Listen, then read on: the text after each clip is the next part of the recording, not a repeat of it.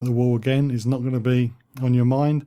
I know that's for certain because I've seen people ask people for directions at this point, and there's loads of arrows and maybe 6 or 7 and departures and arrows, and people still stop and ask for help. So they're not going to notice a poster. And then the third one I've seen at the airport is where you're going to the gates. You go left or right depending on which gate number you've got to go to. And again, you can be concentrating on getting to the gate and not look at what's on the wall. But anyway, I'm waffling again. So if you press airplane on the app, it comes up with some more buttons you can press. There's one for delay, cancellation, denied boarding and luggage. The luggage one is very handy. Press that and you've got luggage did not arrive or luggage damaged or incomplete. So if I press did not arrive, and then it comes up with request form letter, which is very, very useful. Press that, and then a little note comes up saying my luggage did not arrive, please confirm in writing. And then you can convert this into a different language. And you know me with my pronunciations, as I've shown already in this show, that I'm not going to do it. But for instance, you could select Maltese and then put on the screen the my luggage has not arrived, please confirm in writing. And you can hold that up to the person who's in charge of the luggage claim. So a very useful app, well worth downloading. I recommend you do it, and hopefully you never need to use it, but it's handy to have if you do. And as Adam said, do download it before you go away so you're not having to pay for any data roaming charges. If you've had a problem with a purchase or flights or anything, please do, in the EU anyway, please do share your experiences at John Guinn Travel Show on Facebook, and let us know how you dealt with it and if it got resolved and if you were happy with the way it was resolved. And also let us know if you did use the UK Consumer Centre to help solve your problem. If you didn't, please explain why not. I'm not having a go, it's just interesting to see why you didn't use them. And if you did, how did it go? Please do share. So facebook.com/John Guinn Travel Show. Your stories of any problems you've had with making purchases with goods or travel in the EU. What about my phone call? I want to call my family. Too late now. Please, please, please. Step through now, please. Oh no. Too late now. Here's the goods. You take them in false bottom bag, you strap them to your body, it's up to you. Look, I've changed my mind. I want out. Too late now. So, you're offering me a free holiday? Yeah, I just have to bring back something for a friend of yours. that's right. You get some serious cash. Right. Well,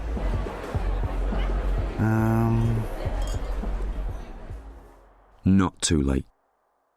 Don't get talked into trafficking drugs. Once you're in, the British government can't get you out. Don't throw your life away. You can follow me on Twitter @holiday_hut. Now going to be going through lots of travel news. Many different topics are being covered, and the first off is an app. Now, I've just talked about an app with UK ECC, which I've had a quick review of as well, and that's a very useful app, and you can see the point of it. But sometimes somebody comes out with a travel app and you think, why did somebody think of that? Can there possibly be a market? And this is an app which made me think that it's in America, so it may not be relevant to most of you, but there's one or two people I know who do listen in America. So I'm going to go through it anyway, because you never know, if you're travelling in America, you may find it useful anyway. It starts off by saying there's Uber for car transportation, there's Airbnb, who we'll be talking about again later, for lodging, and apparently Seatoroo is the new one, and this one's for air travel. Seatoroo creates an online market where ticketed air travellers can swap seats in exchange for electronic payment. With this two-sided market, buyers are unhappy with their seat location and are willing to pay to swap for a desired seat. Sellers, in return for being paid, are willing to swap for a less desired seat. I'm not sure how this is going to work in the UK, or even in America, but anyway, I'm going to keep going on. Seatoroo is an innovative, so they say, for air travel in two important ways. First, it gives air travellers an opportunity to upgrade to a better seat, even when the desired seat is sold out. Second, after booking a flight, Seatoroo gives air travellers a new opportunity to reduce their travel costs. By comparison, other air travel apps are focused on flight search as means of reducing travel costs. The people behind Seatoroo feel it's the ideal time to come up with this app because sharing economy apps such as Airbnb and Uber have already reached common uses, so people are used to the sharing and how easy it is to use. And also they reckon that other airlines have been experimenting with auctions for unsold seat upgrades, whether during the days before a flight or on the board or at the boarding gate.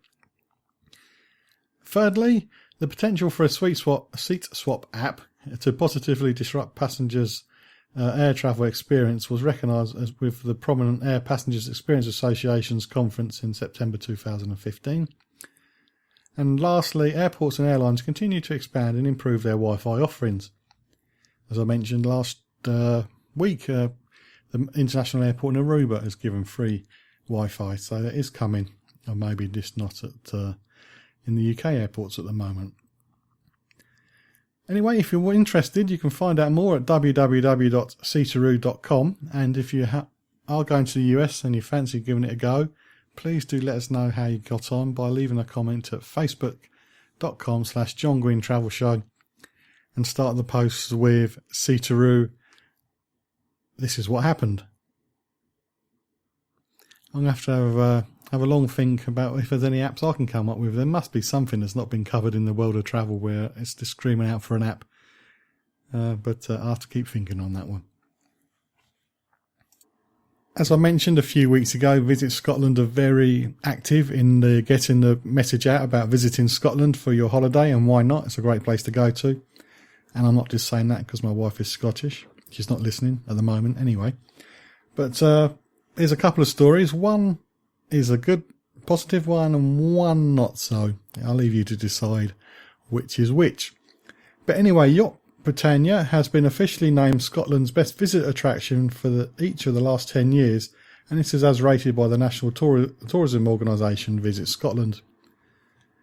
Having just received their results for 2015, staff at this iconic 5-star attraction are delighted to have achieved a record score of 96%, which is the highest mark ever awarded for a visitor attraction in Scotland, and it beats the yacht's own record set in 2014. Visit Scotland's Quality Assurance Scheme is the official measure for quality for tourism businesses, benchmarking visitor attractions, accommodation providers and catering establishments across Scotland. Tourism businesses are assessed according to a set of quality criteria based on the welcome, attitude, knowledge and efficiency of staff, as well as audience level, interpretation, maintenance and cleanliness. There were 308,906 visitors in 2015 to the Royal Yacht, and which also announced 2015 as its best since opening as an attraction in 1999. A total of almost 5 million people from around the world have visited the Queen's former floating palace since it opened in Edinburgh, and late in 1998. So if you're going to Scotland, do give that yacht a visit. And now the second story. Recently I mentioned how much they increased, hotel prices that is, in Edinburgh for New Year's Eve, but now prices could rise permanently. Council officials in Edinburgh want to levy a bed tax, just like they do around cities in Europe, to help invest in the city's cultural events such as the Fringe, the Edinburgh International Festival and the city's Hogmanay celebrations. The Scottish Tourism Alliance, which represents 250 businesses and associations, has stated that funding for festivals is not sensible when Scotland is already struggling to stay a competitive tourism destination. The chair, Stephen Leckie, said, "The reason we continue to resist any kind of tourist tax is that we feel the industry is already taxed enough." Also, Visit Scotland has said that a visitor tax could damage and hinder one of Scotland's best performing industries. Although the bed tax has roused the interest of council members in Edinburgh, the Scottish Government is not showing much support to this at the moment. I don't know the figures, and I'm only talking off the top of my head, but I don't think visitor taxes in Italian cities has made much difference to the number of the visitors. It's only a nominal amount, What about you? Do you feel that the local council should pay the upkeep of tourist attractions, or do you think the people who come and visit should pay a little levy to help towards the costs? Let me know your feelings at facebook.com/John Guinn Travel Show. And now for Disney. Got plenty on Disney this week. Planning a holiday for Disney can be stressful when you're a travel agent, let alone if you're doing it yourself and you're doing it for your family. But there are places to help, and it's just a question of knowing them and how reliable they are. Well, Disney Parks has officially announced the 10 newest members for its 2016 Disney Parks Mums Panel, plus a newly designed website which promises to lend fresh insights and improve accessibility for future guests. Now, I must admit, even when I was a travel agent, I didn't know this website existed, but it does look like it's a very useful place to know about. The Disney Parks Mum Panel is an online forum where guests can get tips and insights for a Disney vacation from real mums, dads and grandparents who have mastered the art of planning Disney vacations. Guests can pose questions to the panellists in English, Spanish, French and Portuguese, as well as gain access to other vacation planning tools for booking a Disney holiday. Featuring just 12 members in its inaugural year in 2008, the panel now boasts 40 park-savvy panellists as a result of the popularity of the site and an ever-growing number of questions submitted by curious parents. This year's newcomers to the panel are diverse as Disney Parks' own culturally rich visitors with bilingual parents, single mums, dads, grandparents and those with special needs children, all eager to share their planning trip expertise and passion for Disney with like-minded families. It's now in its 9th year, and the Disney Parks Mums Panel is an online resource which gives you personal opinions, expertise and relatable experiences of everyday parents and grandparents. Just by visiting via your computer or your tablet, you have an access to a wide array of enthusiastic panellists who can share advice on how to maximise your stay and create lifelong family memories even. I was just thinking you want lifelong good family memories. I get it right. So yes, this looks like it's going to be very useful. In addition to being well versed in many Disney destinations amenities, all the panellists are genuine, friendly and excited to share their expertise with others, putting fellow parents at ease during the often stressful and overwhelming process of planning a holiday. As I mentioned, it can get very complicated. Originally, it was set up with specific focus on the Walt Disney World Resort. The Mums panel has now grown to include members with extensive knowledge of every other unique Disney property and offering. So it includes Disneyland Resort, Disney Vacation Club, Adventures by Disney, Disney Cruise Line, Run Disney, and the ESPN Worldwide of Sports Complex. Also, the website has been refreshed, as I said, and it's going to feature a sleek new design, layout and improved functionality to make it even easier user navigation. As I didn't know about it before, I'm not going to be able to compare the old with new, but I'm sure it's going to be a good website. Specific updates include a new topic search structure, which will provide guests with easy access to more than 150,000 questions asked by previous visitors and answered by the knowledgeable panellists. So with this new feature, you can quickly sort and filter through tagged topics and find relevant content. And also you can have your own questions answered by using an Ask a Question feature. Back in September, thousands of hopeful parents worldwide vied for a spot on the panel, making it the second largest pool of submissions since the programme's inception nearly a decade ago.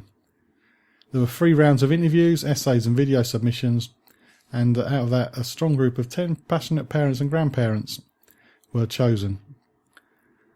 Since 2008, more than 130 experienced parents have served on the Parks Mums panel in helping to provide the planning information for tens of thousands of Disney holiday guests.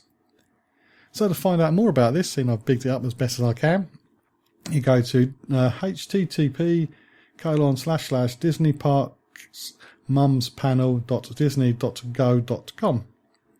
And if you're interested, because you have great knowledge of the Disney parks, the submissions for next year will be posted on the website in 2016 around the summer, so do keep an eye. Also, Disney has sought permission from the US Federal Aviation